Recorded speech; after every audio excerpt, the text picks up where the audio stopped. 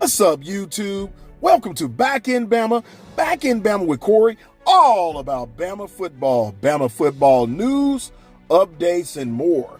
And guys, as promised, I said I was going to talk about the Marshawn sales. That is the Kalen Deboer and staff is really trying hard to recruit this kid for 2027. He's a number one wide receiver, and he happens to be in Indiana. He's in the Indiana territory, so this guy could flip at any time, but they're going down. They're really trying to recruit this kid, and I said I was going to talk about it. Guys, as always, I'm not going to take up too much of your time. Again, welcome to the channel. Kalen Deboer's 5-star visit is just more proof of Alabama's questionable philosophy via Bama Hammer. Recruiting 5-star talent is never a bad idea, but is a high school first roster building philosophy still a viable path to a title in the transfer portal era? The transfer portal did not go as Alabama fans hoped. Kalen Deboer and general manager Courtney Morgan got priced out of their top targets, Cam Coleman and Hollywood Smothers. So the Crimson Tide will be relying on a lot of young talent to get back to the college football playoff in 2026. However, despite their struggles in the portal market, Alabama's new regime has cleaned up on the recruiting trail. With back-to-back top 5 classes, Deboer and Morgan have maintained Bama's place as a high school recruiting powerhouse. And with the portal starting to wind down, that's where they'll be turning their attention. On Tuesday, Alabama brass paid Marshawn Sales, again, as I said, the number one wide receiver in the 2027 class, a visit. This 6'5" playmaker from Indiana is a top 10 overall player in the country, and the Tide are one of the favorites to land him alongside Indiana and Ohio State. Now, is focusing on recruiting high school talent still a viable path to a national title? Now, remember, guys, in the previous video, I was saying, is it more equitable to recruit high school players over veteran players coming out in the portal? And guys, go check that video out. It's really, really good.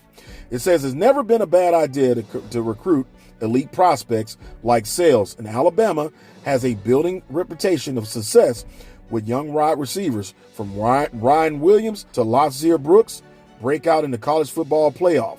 Still, it's worth questioning if Alabama has the right approach to building a championship team in the transfer portal era. Hit that subscribe button and give me a roll tide.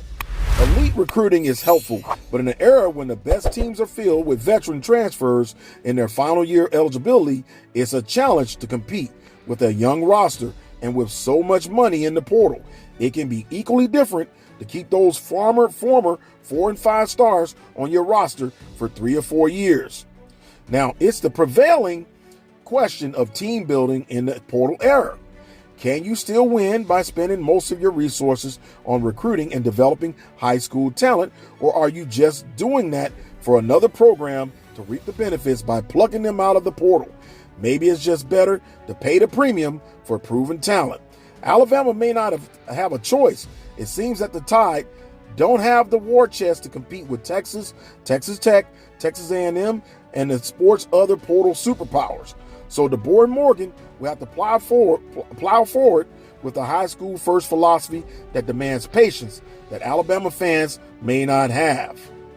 Guys, you leave a comment. What's your thoughts to the Big Ten territory to recruit this, number one wide receiver in the country, the top 10 wide receiver, Marshawn Sales, 6'5". He's a big kid, but 2027 is still another year away, and so it's good if they can land him. It'll be a good thing to get this kid down the road. But right now, the main focus should be on the season that's ahead of them right now is 2026, and making sure that they get all the pieces that they need to actually make a real run at the college football playoff in 2026, as this season is slowly approaching us. I mean, it seemed like yesterday that the playoffs ended with the national title, but guess what, man? Time moves by fast.